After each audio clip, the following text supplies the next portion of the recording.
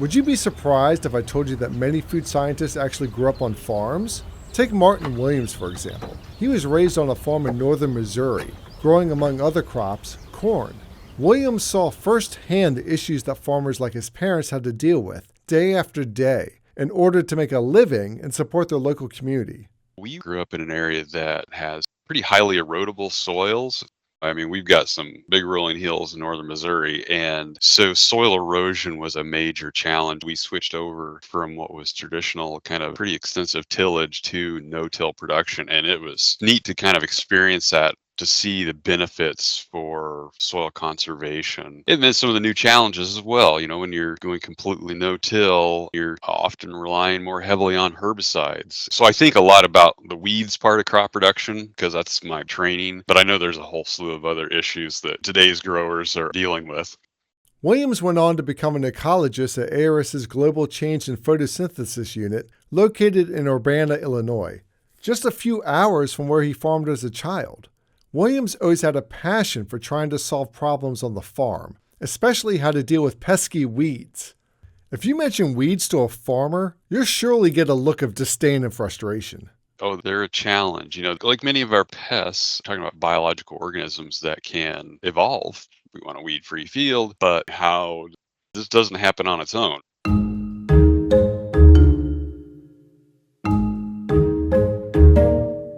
There are many interventions that have been used over the years to control weeds on cereal crops, like corn, wheat, barley, and oats. Herbicides have been used for decades for weed control, and they've certainly been shown to help, but over-reliance on individual herbicides has resulted in herbicide-resistant weed populations.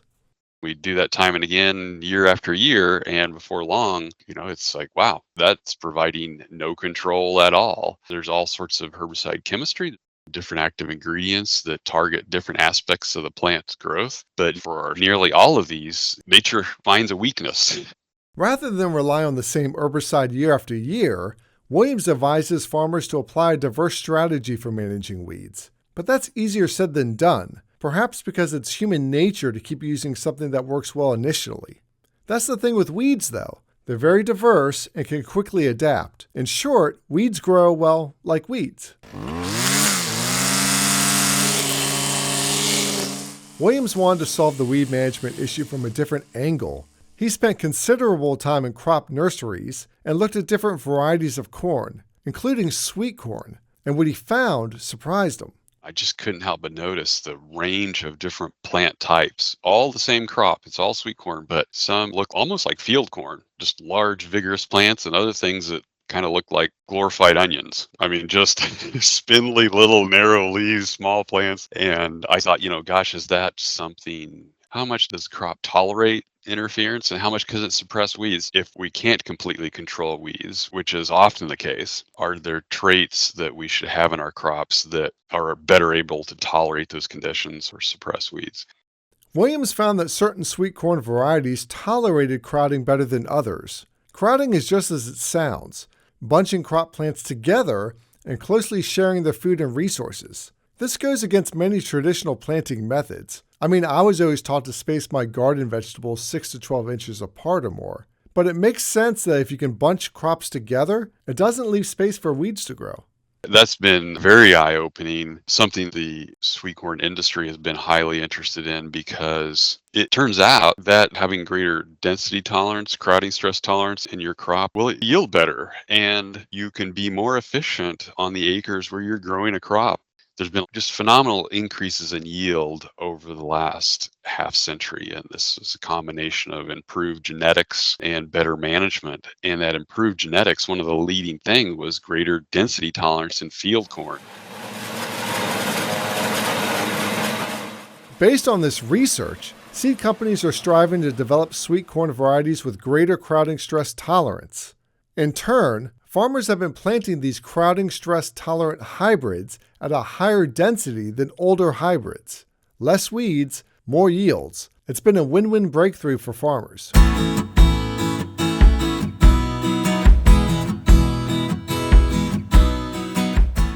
in the breadbasket of the U.S. I see weather extremes and weeds as sort of this dual threat for corn production, whether it's field corn or sweet corn. We've been trying to get a better idea of how future weather might impact corn production. Williams and his colleagues are pouring through decades of university field crop trials to find trends and abnormalities when it comes to weed control and weather patterns. They're using machine learning technology to analyze millions of data points in an attempt to prepare crop production for the future. We're able to compile these huge data sets of corn trials conducted under a range of environmental conditions and beginning to analyze that to look for insight into how we might change our cropping systems, how we might improve the crop itself to adapt to the challenges of weather extremes and the presence of weeds, because up until recently, most of the yield prediction models like future corn yield has assumed a weed-free environment. We're pretty confident weeds are with us for the long haul here. I mean, we can do things to minimize their impact, but we're assuming they're going to be around well into the future. So developing cropping systems that can deal with those dual threats of weeds and weather are important. Williams and his colleagues are also mapping different conditions to determine how well herbicides work under different conditions. We can see just how influential weather conditions are to performance of that herbicide. We published a couple of years ago where we were able to identify just what that threshold is, just how much rainfall is needed to get the herbicide in a solution to be effective for the weeds to take it up and have the effect. So it's really exciting using that data to quantify, okay, here's the kind of conditions that products work. And then also where it doesn't. And that could be very informative if we start thinking about, okay, well, what kind of future weather is predicted here in the near future?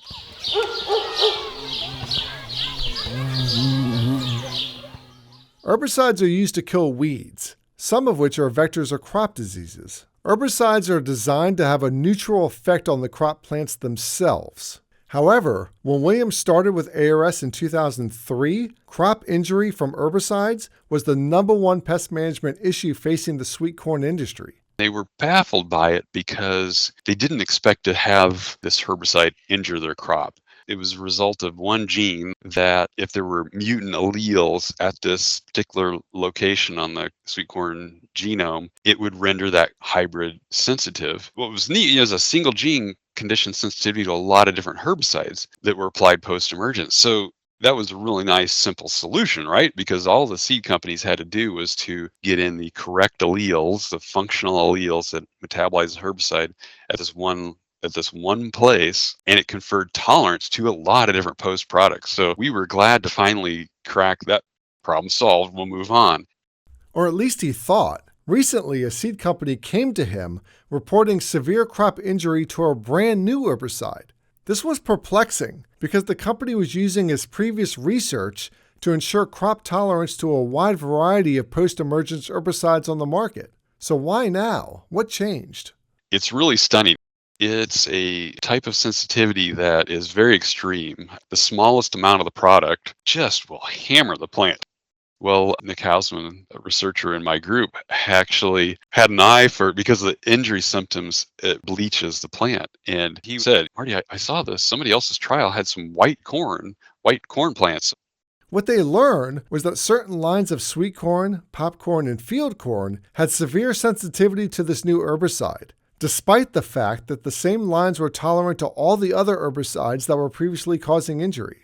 So thanks to a seed company contacting him recently, Williams and his team conducted research that discovered a new genetic vulnerability in all types of corn, a vulnerability that he is currently developing a solution for, which may prove useful as additional herbicides are developed and commercialized.